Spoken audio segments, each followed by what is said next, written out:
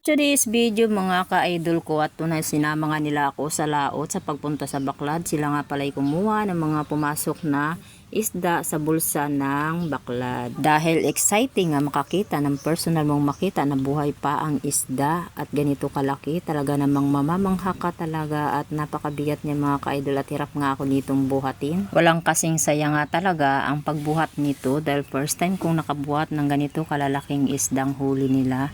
Estimate ko ay nasa 7 kilos ang timbang ng rompi na ito. Binaba ko na nga ulit dahil ang pagkabigat kangalay din talaga sa balikat at dahil malangsa nga at ay nagtuwad-tuwad at naghugas sa dagat at tayo ngay nagselfie ulit dyan at nagpa-video-video naman agad. At para nga lang din talaga akong tanga dahil sa pagka-ignorante ko, binuhat ko na naman ulit at kailangan ko namang ipakita sa inyo para ipagburit. Charots. Umikot-ikot na nga ako dyan at nang ako'y nahintik ng mahiloy, binaba ko na at baka maya pulutin tayo sa dagat. Taray! Fast forward na nga tayo at pagbutwa na nga ng isa mula sa ilalim ng dagat ay inabot sa akin ng isang basket na ganito karaming huli niya. Nakuha niya sa ilalim sa mga sumusuot ito sa lambat guys.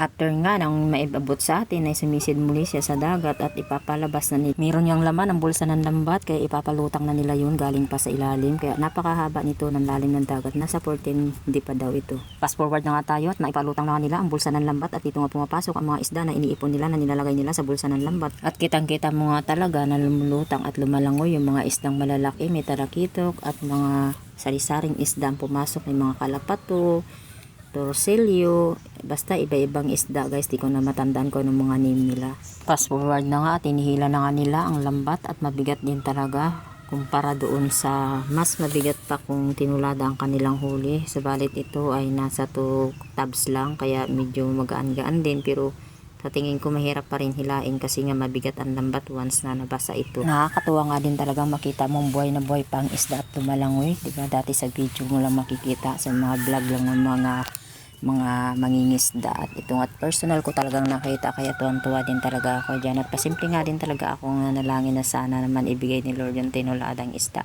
para meron tayong Paskuhan at New Year. Fast forward na nga tayo mga ka-idol at ayan nga at inaangat na nga nila yan at meron nga din pala nakisabay sa amin na nagsisid lang siya ng dagat na nakarating siya dito sa amin, nakikisakay siya sa bangka. Isipin mo na mamana yan siya guys pero langoy lang siya na meron lang siyang daladalang lagyanan ng isdaan niya kung may huli. Yun nga at natapot ay wala siyang hinuli at napakatumal daw talaga ng isda sa liwanag pag araw. Wala daw talaga siyang nahuli kaya itong malaki. Wow, dami din. Ang laki niya sulo.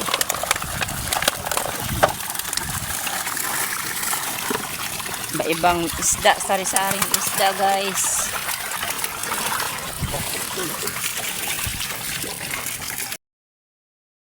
Fast forward na nga tayo at pagtabi na nga natin sa tabi sa Pangpang ng Purao Island ay bumihis na nga tayo at naligo, kumain at doon na nga lang tayo.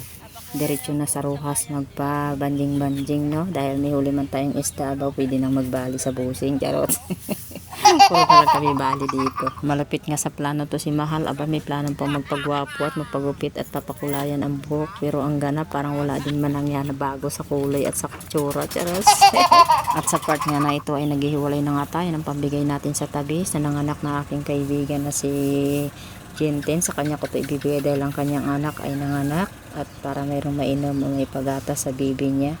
So fast forward na nga at malapit na nga tayo sa Rojas. Malayo pa lang ay tanaw natin ang Christmas tree na tinayo dito sa Rojas na napakaganda na. Bubuksan yan ngayong 5 ng December 2025 at sa araw na ito ay ito rin yung pagbaba namin at mag-attend nga kami ng opening ng Christmas tree sa Rojas, Palawan. Ang pinakamataas sa buong lalawigan ng Palawan ay ang Christmas tree ng Rojas, Palawan. Fast forward na nga at pagdating ay namili na agad tayo ng ating dadalhin sa isla. Nakarili ng pagkain ng manok, nakarili na rin siyempre ang pagkain namin dalawa ni Mahal at siyempre mayroon pang pabigay na pera. At napakabait na tao, binalik pa talaga ang sukli sa akin dahil ako talaga naghawak ng pera namin. Kahit nasa malayo-layo ka nga dito sa Christmas tree ay tanaw na tanaw mo talaga ang taas ng Christmas tree.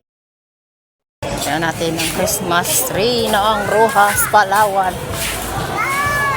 Napakalaki guys ng Christmas tree ng Palawan. Ayan o. Ang ganda nyo guys. 180 feet. Kanina may tao dyan sa taas eh. Namalingki pa kasi kami kaya ngayon ko na show. Super ganda guys, ang laki, pinakamalaki sa Palawan na ginawa na Christmas tree. Malit lang yung sa Puerto, sakto lang doon, katamtaman. Meron din sa Taytay, Palawan. Pero ito sa Rojas, Palawan, oh, malaki siya guys. Tamisom natin. Ayan. So yan sa guys. Mamaya pang gabi ang paano niya opening. May palaruan din sila dyan, oh. Nagre-ready na sila para sa pag-open mamaya. Ano, abalang-abalas ang lahat. Nandito ako sa loob ng palengke ng Rojas, Palawan. Sa palengke nila sa market. Ayan guys, ang stage nila dyan, oh. Ayan. Ayan, abalang-abala sila sa pagpe-prepare para sa opening. Yay! Excited na lahat ng mga Pilipino, mga person. 2, 1! Oh! Galing! Oh, kaganda! Oh! Doon pala! Oh! Oh! Galing! Bakit ang puno? So ayun na nga ang kaganapan ng pag-opening ng Christmas tree ng Rojas, Palawan. Napakaganda, di ba mga ka-idol? Merry Christmas and Happy New Year everyone. Binabati ko na kayo and advance Merry Christmas kahit malayo pa pero malapit na. Ilang days na lang magpapasko na. Alam kong masaya at maligayang Pasko sa ating lahat. Super dami nga talaga ng mga taong umattend dito sa opening ng Christmas light, Christmas tree. Napakaganda mga ka-idol. Siksikan talaga, parang sa Puerto rin pag nag-opening doon, mas maraming tao. Kita mo naman dito, dikit-dikit kami at halos magka-stampede na. Hindi ka talaga makalabas yan ka-idol, talagang hirapan ka bago makalabas. Thank you for watching. Dito lang ang aking vlog.